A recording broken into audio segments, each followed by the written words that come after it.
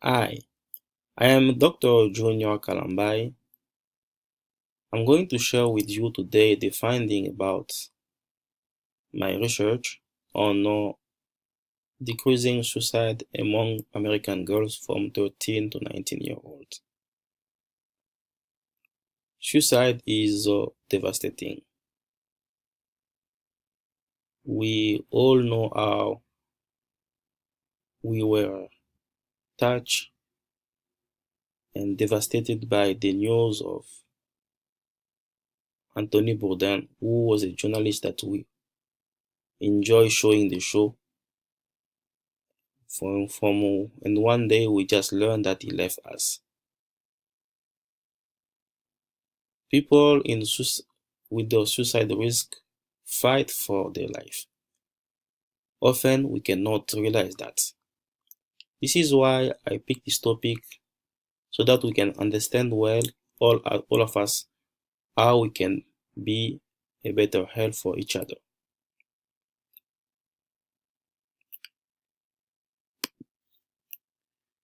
This curve shows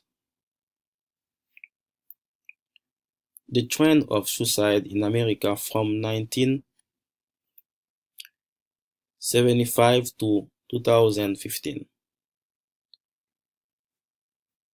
So we can see that from 1975 to 2007, there is almost a constant decrease of the rate. We attribute most of the effect to the introduction of new antidepressant. Here, new antidepressant with lesser side effects were introduced in the market and patients were more compliant. So we can see the result of that also related to some program. But from 2007 to now, there is an increase and an inversion of the trends. Although people have more access to medication, although there are many other medications that came after the earlier we get in 1975, we see that we have hard time stopping the trends of suicides increase, and we went back to the same peak we had 30 years ago or 40 years ago. Studies have been done to try to understand why we have these trends. In South Korea, for example, they've identified that psychological issues are the most important determinant of suicide behavior in young girls. So to understand everything that can explain suicide behavior, we conduct a sociological model study.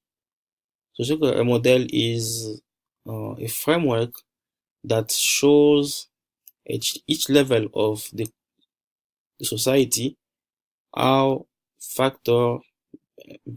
personal factor, behavior, and environment interact.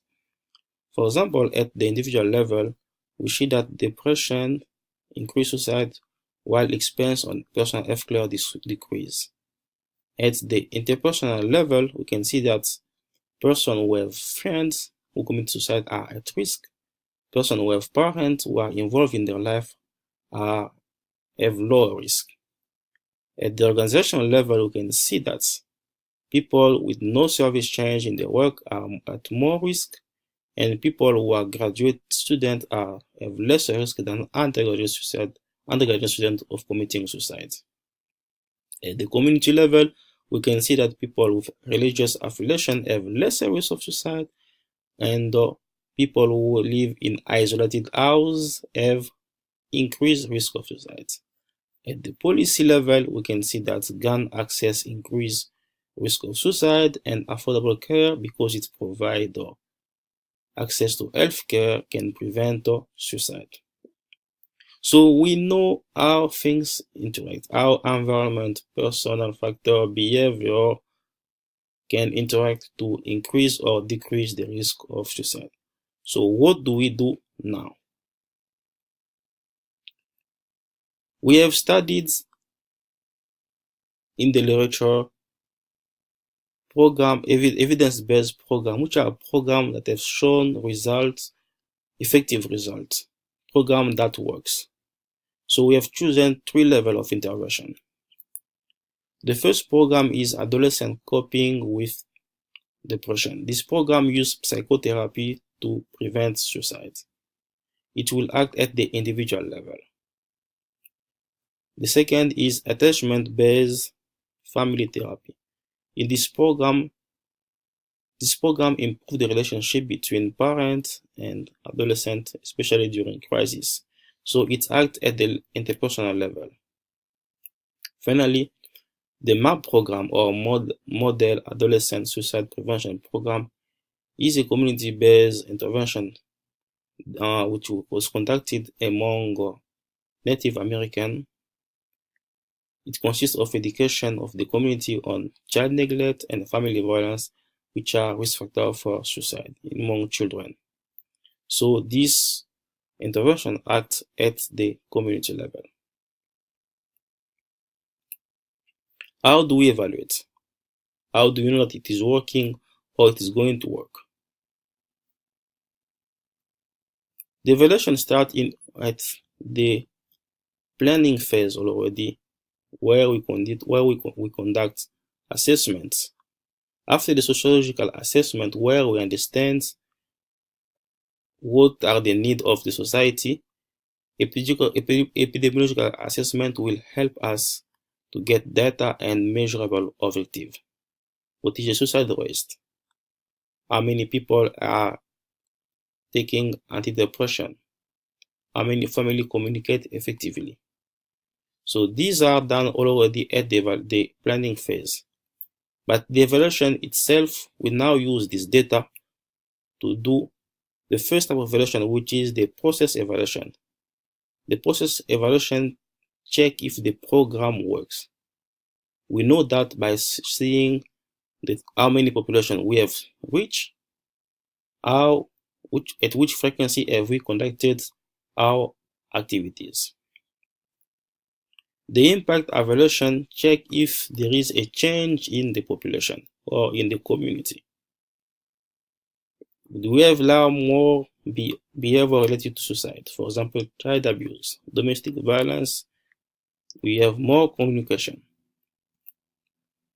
The outcome evaluation check if we got our result. Did we increase the frequency of suicides in the society? Challenge. We are working with the minor. Consent is difficult to obtain.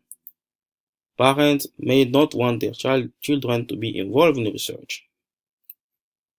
Children may not want to share the information because parents can be alert. So what do we do? For consent, we should communicate effectively with parents on the limit of our studies. We can encourage parents by showing to them the benefit of the study, and we can ensure that children have confidentiality and parents are not going to be informed about medical issues. Let's put everything together. Logic model assumes that suicide is increased during relationship crisis. It also assumes that depression, child abuse, and child neglect are factors that predispose to suicide. So how do we act from 0 to the result? We need resource. We need time, money, and personnel. The activity, we know that they consist of psychotherapy, communication, and education.